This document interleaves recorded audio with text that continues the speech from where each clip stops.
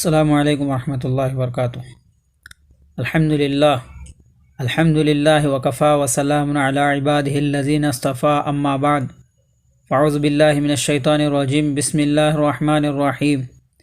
وربانیون والاحبار بما استحفظوا من کتاب اللہ وکانوا علیہ شہداء، وقال اللہ تعالی فی مقام آخر انما یخشی اللہ من عبادہ العلماء، وقال اللہ تعالی فی مقام آخر یرفع اللہ الذین آمنوا منکم والذین اوتوا العلم درجات، سبحان ربک رب العزت عما یصفون وسلام علی المرسلین والحمد للہ رب العالمین۔ علماء کرام کے اس اجتماع میں اپنے اسلاف سے متعلق باتیں کرنے کا ارادہ ہے۔ جس طرح ہمارا روحانی رشتہ سینہ بسینہ نبی علیہ الصلاۃ والسلام تک پہنچتا ہے اور شجرہ کہلاتا ہے، اسی طرح ہمارا علمی تسلسل بھی ہے جو اکابرین علماء دیوبند سے ہوتا ہوا نبی علیہ الصلاۃ والسلام تک پہنچتا ہے۔ ہمارے اکابرین علماء دیوبند علمی اور روحانی دونوں نسبتوں کے حامل و کامل تھے۔ جب درس حدیث دینے بیٹھتے تو عسقلانی و قسطلانی نظر آتے، اور جب کبھی مسند ارشاد پر بیٹھتے تھے تو جنید اور بایزید نظر آتے تھے۔ اللہ رب العزت نے ان کو دونوں علوم سے نوازا تھا۔ وہ حقیقت میں مرج البحرین تھے، وہ ظاہری علوم اور باطنی علوم کا سنگم تھے۔ ان کی قربانیوں کی وجہ سے انگریز کے دور میں بھی دین محفوظ رہا ہے۔ اسی بنا پر ہم آج اس دین پر عمل کرنے کے قابل ہیں۔ دنیا کے دوسرے ممالک کو دیکھیے، البانیہ، بوسنیا اور سوا جہاں پر غیر مسلموں نے غلبہ کیا، وہاں مسلمانوں کی زندگیوں میں سے علم بالکل ختم ہو گیا تھا، حتیٰ کہ وہاں لوگوں کو کلمہ پڑھنا بھی نہیں آتا تھا، جبکہ اس بر صغیر میں انگریز کی 200 سال کی حکومت بھی ہم سے علمی ورثہ نہ چھین سکی۔ یہ دین والی نعمت باقی رہی اور الحمدللہ آج ہم اس دین کے مطابق زندگی گزار رہے ہیں۔ یہ حفاظت بھلا کیسے ہوئی؟ اس کے پیچھے لاکھوں علماء کی قربانیاں موجود ہیں۔ کچھ عشاق تو وہ تھے جو جان کے نذرانے پیش کر گئے، اور کچھ وہ تھے جنہوں نے فرنگی تہذیب کے خلاف زندگی گزار کر یا پابند سلاسل ہو کر مشکلات میں زندگی گزاری، مگر دین کو اپنے سینے سے لگائے رکھا۔ چٹائیوں پر بیٹھنے والے ان حضرات نے اپنے لیے بھی غربت برداشت کی اور اپنی اولاد کے لیے بھی، مگر دین کی حفاظت کر گئے۔ ہر طالب علم کو اپنے اسلاف کی اس تاریخ کا علم ہونا ضروری ہے۔ علماء حضرات تو پہلے ہی جانتے ہیں، تاہم اپنا سبق یاد کرنے کی خاطر یہ عاجز آپ اپنے ان اسلاف کی باتیں عرض کرے گا۔ 1601 عیسوی میں انگریزوں کا ایک قافلہ واسکو ڈا گاما کی سربراہی میں ممبئی کے ساحل پر اترا، اور اس نے مغل بادشاہوں سے کہا کہ ہم یہاں پر تجارت کرنا چاہتے ہیں۔ ان کی مادی ترقی نے وقت کے حکمرانوں کو بڑا متاثر کیا، چنانچہ انہوں نے دل کھول کر ان کو خوش آمدید کہا۔ ایسٹ انڈیا کمپنی کے نام پر ایک فرم بنی، جس کے دفاتر مختلف علاقوں میں کھولے گئے۔ 100 سال کے عرصے میں اس کی تجارت اتنی چمکی کہ اکثر بیشتر تجارتی معاملات اس کے مٹھی میں آ گئے۔ جب انگریز نے دیکھا کہ تجارت پر اس نے قابو پا لیا ہے تو اس نے انتظامی امور میں بھی عمل دخل شروع کر دیا۔ چنانچہ 1701 تک ہندوستان کے مختلف علاقوں میں ایسٹ انڈیا کمپنی کے پرچم لہرا رہے تھے۔ انگریز چھوٹے چھوٹے علاقوں کا نظام اپنے ہاتھ میں لے رکھا تھا۔ ظاہر میں تجارت تھی، لیکن اندر نیت یہ تھی کہ ہمیں بالآخر اس ملک پر قابض ہونا ہے۔ فرنگی ان کاموں کو اتنی چالاکی، عیاری اور ہوشیاری سے کر رہا تھا کہ وقت کے حکمرانوں نے اس کا ادراک نہ کیا۔ سن 1740 تک انگریز 4 مختلف صوبوں کا گورنر بن چکا تھا۔ قدرت کے کچھ فیصلے ہوتے ہیں۔ ایک طرف فرنگی کوششیں اتنی زیادہ ہو رہی تھی تو رب کریم نے دوسری طرف ان کا مقابلہ کرنے کے لیے ایک بندے کو پیدا کیا۔ چنانچہ دہلی کے ایک بزرگ عالم شاہ عبد الرحیم رحمۃ اللہ علیہ کے یہاں ایک بیٹا ہوا، جن کا نام انہوں نے ولی اللہ رکھا۔ سن 1702 عیسوی میں شاہ ولی اللہ محدث دہلوی رحمۃ اللہ علیہ کی ولادت ہوئی۔ انگریزوں کے اس ملک میں آنے کے پورے 100 سال بعد شاہ ولی اللہ محدث دہلوی رحمۃ اللہ علیہ پیدا ہوئے۔ جب اپنی جوانی کی عمر کو پہنچے تو مقامی علماء سے جو علم حاصل کرنا تھا کر کے مدینہ تشریف لے گئے، اور انہوں نے وہاں شیخ ابو طاہر مدنی رحمۃ اللہ علیہ سے علم حاصل کیا۔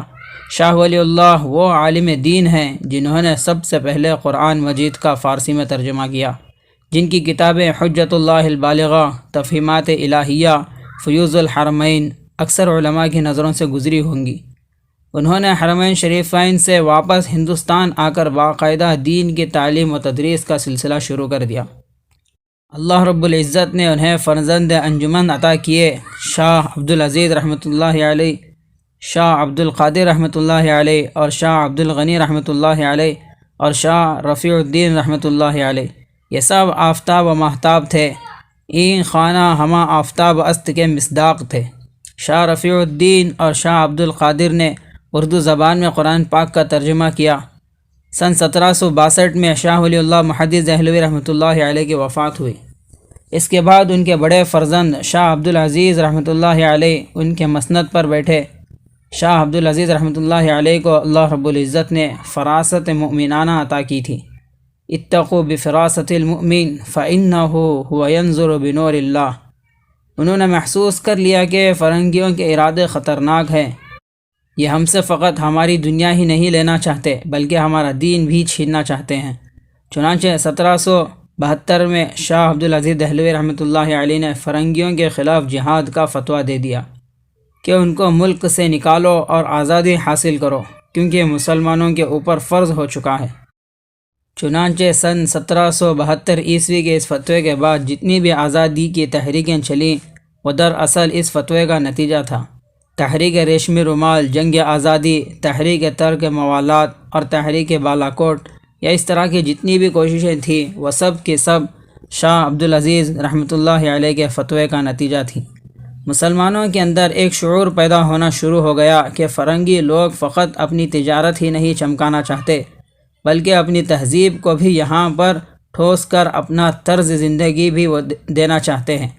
اس شعور کے پیدا ہونے کے بعد دوسرے علماء کرام نے بھی اس حقیقت کو محسوس کیا کہ ہمیں فرنگی سے نجات حاصل کرنا ضروری ہے۔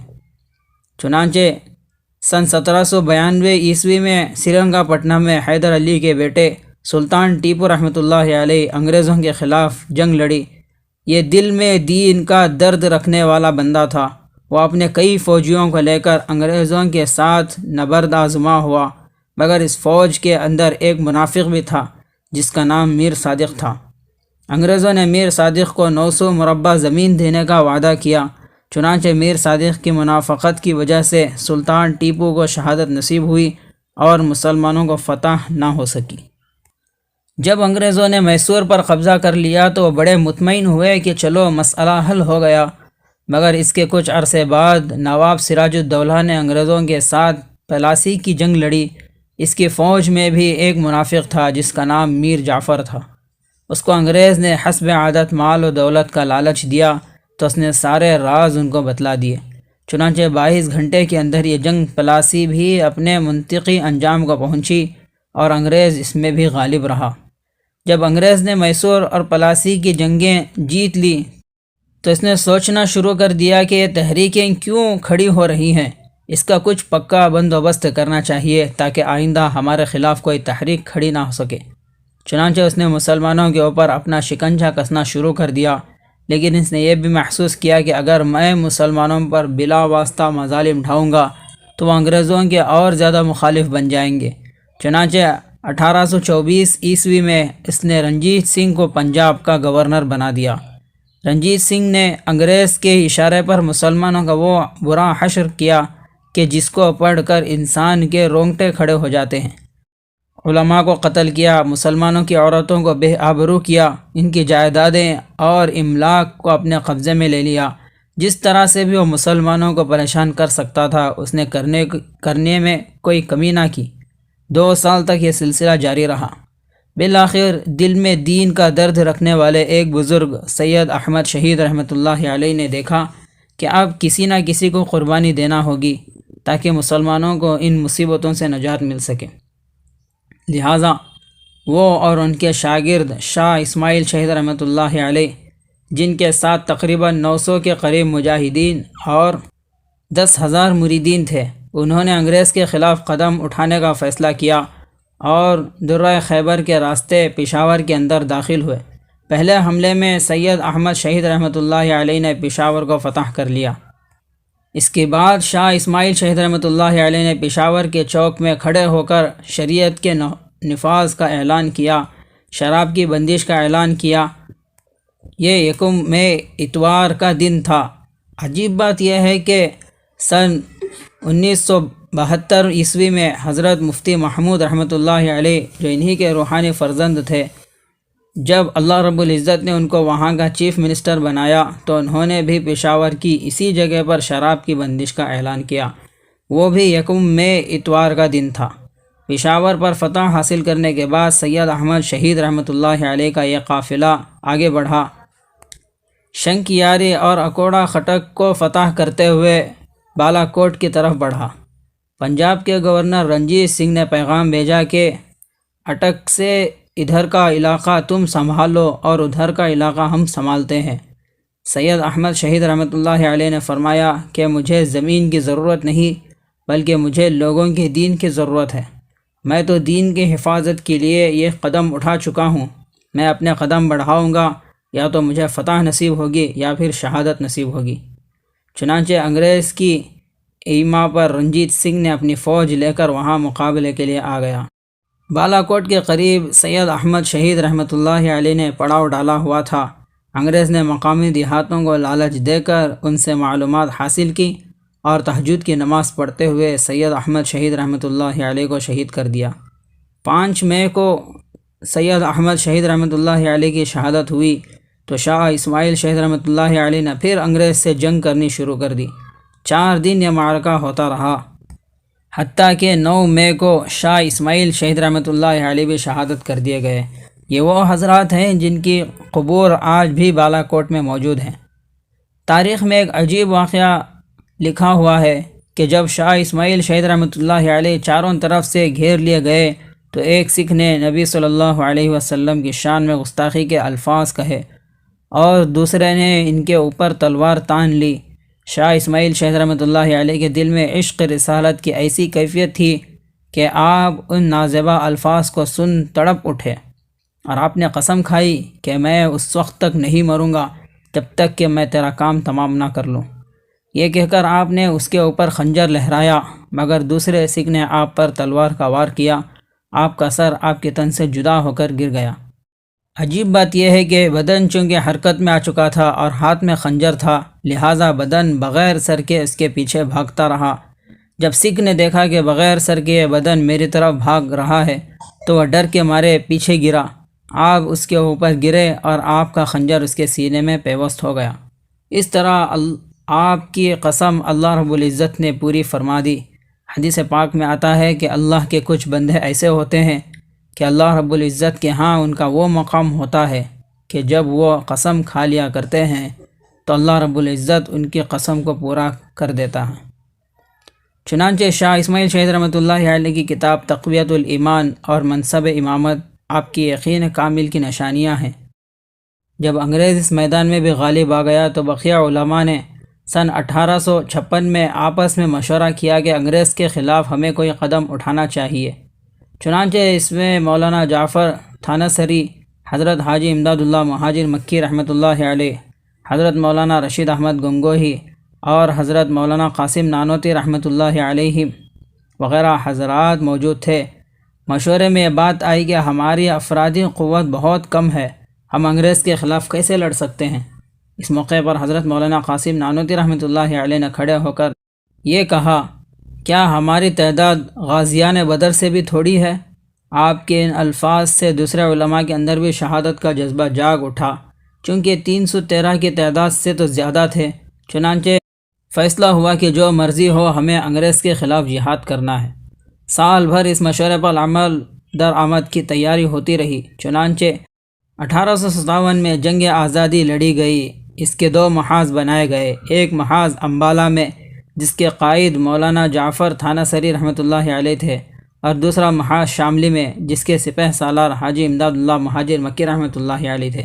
مقابلہ ہوا، حافظ ضامن شہید رحمۃ اللہ علیہ کو شہادت بھی ملی۔ حضرت مولانا رشید احمد گنگوئی رحمۃ اللہ علیہ کو زخم بھی آئے، چونکہ انگریز تعداد میں بہت زیادہ تھے، اس لیے انگریز کا پلہ بھاری رہا اور علماء کو پھر بھی فتح نصیب نہ ہو سکی۔ جب یہ مختلف واقعات پیش آئے تو وائسرائے سے برطانیہ کے حکمران نے پوچھا کہ آخر کیا بات ہے؟ کچھ دنوں بعد کوئی نہ کوئی تحریک شروع ہو جاتی ہے، مجھے اس کی وجوہات بتاؤ تاکہ اس کو ہمیشہ کے لیے ختم کیا جا سکے۔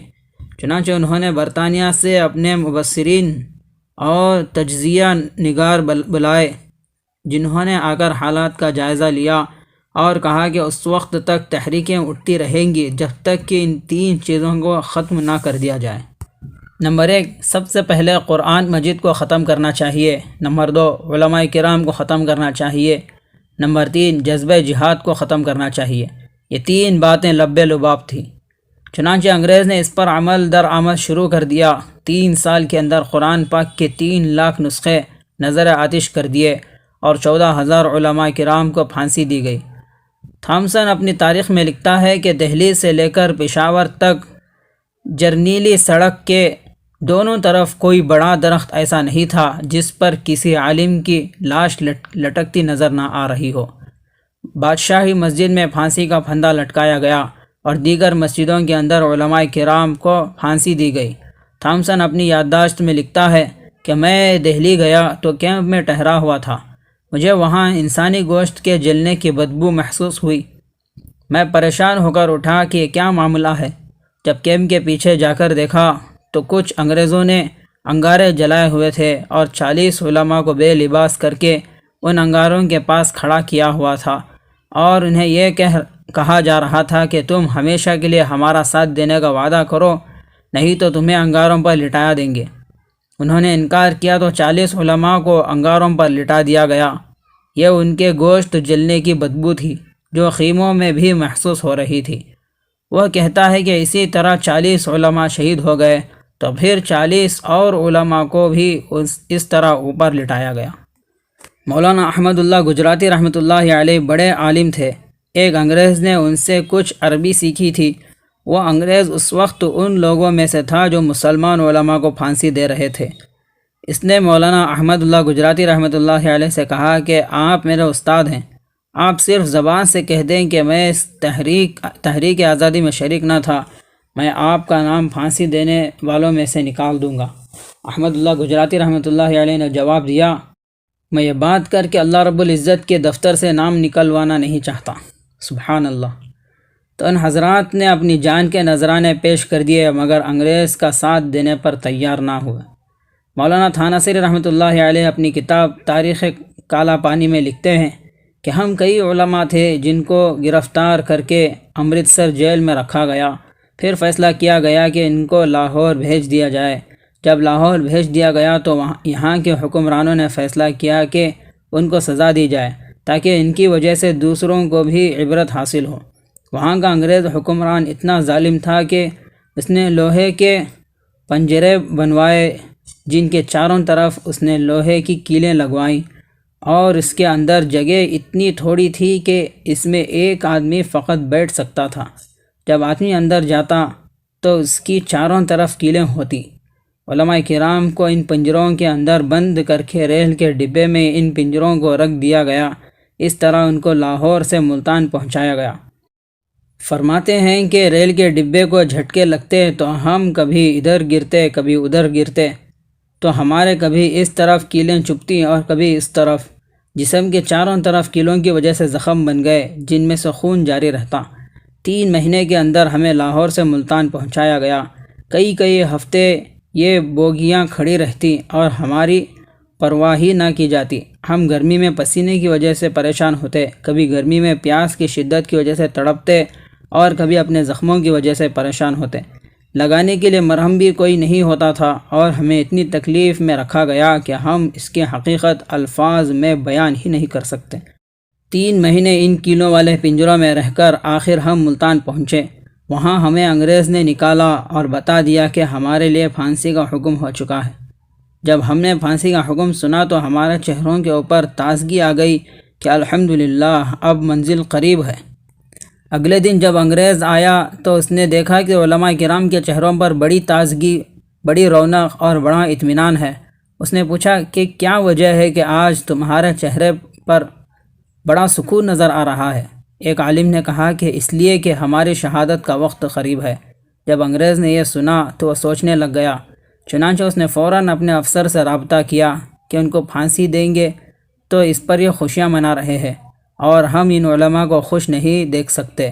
چنانچہ فیصلہ کیا گیا کہ ان کو ساری عمر کے لیے کالا پانی کے اندر نظر بند کر دیا جائے۔ چنانچہ اعلان ہوا کہ پھانسی کا فیصلہ واپس لیا جاتا ہے۔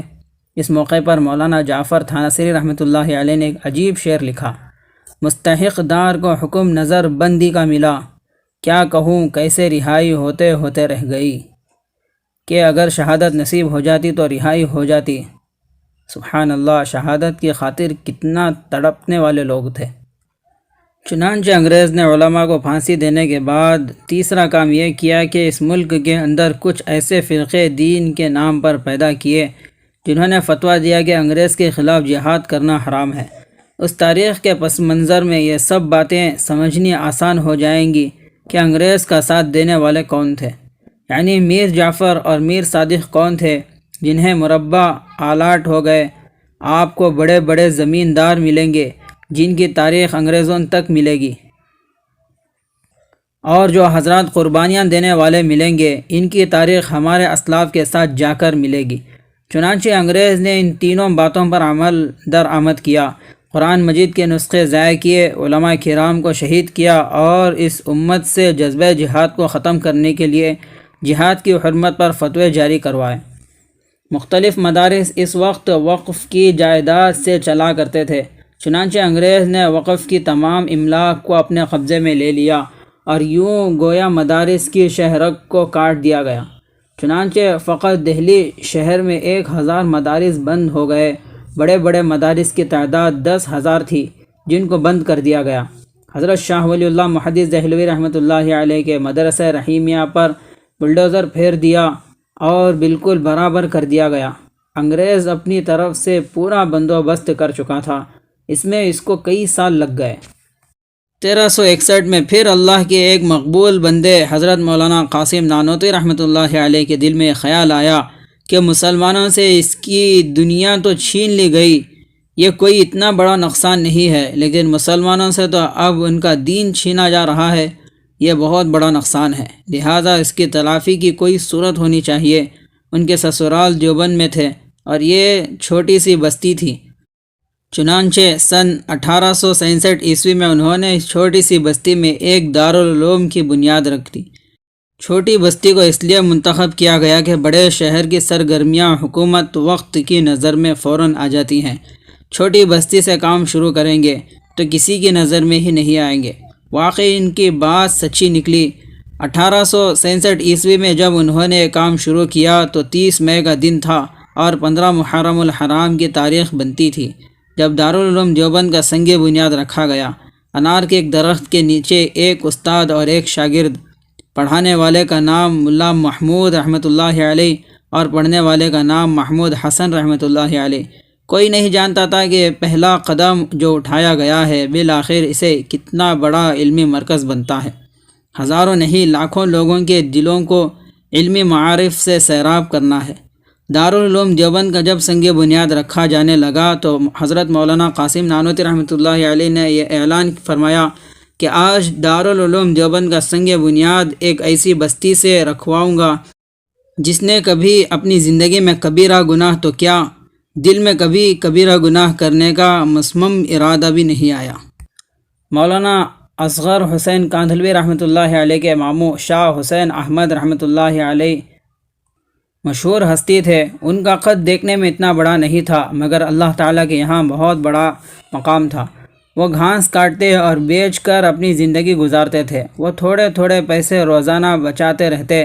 پورے سال میں ان کے پاس اتنے پیسے جمع ہو جاتے تھے کہ دارالعلوم دیوبند کے تمام اساتذہ کو ایک مرتبہ وہ اپنے گھر میں دعوت کرتے تھے۔ اساتذہ لکھتے ہیں کہ ہم سارا سال ان کی دعوت کے منتظر رہتے، کیونکہ جس دن ہم ان کے گھر کا کھانا کھاتے تھے 40 دن تک ہمیں اپنی نمازوں کی حضوری میں اضافہ محسوس ہوتا تھا۔ ایسے پرہیزگار انسان نے دارالعلوم دیوبند کا سنگ بنیاد رکھا۔ یہ اخلاص کا ایسا تاج محل بنا دیا کہ دنیا میں کوئی اس کی مثال نہیں ملتی۔ یہ وہ پاکیزہ ہستیاں ہیں جن کے ہاتھوں سے رکھی ہوئی اینٹ میں اتنی برکت پیدا ہوئی کہ اس دارالعلوم کو اللہ تعالیٰ نے ایسی یونیورسٹی بنایا کہ آج مشرق اور مغرب، شمال اور جنوب، غرب، ہر طرف دارالعلوم کا فیض نظر آتا ہے۔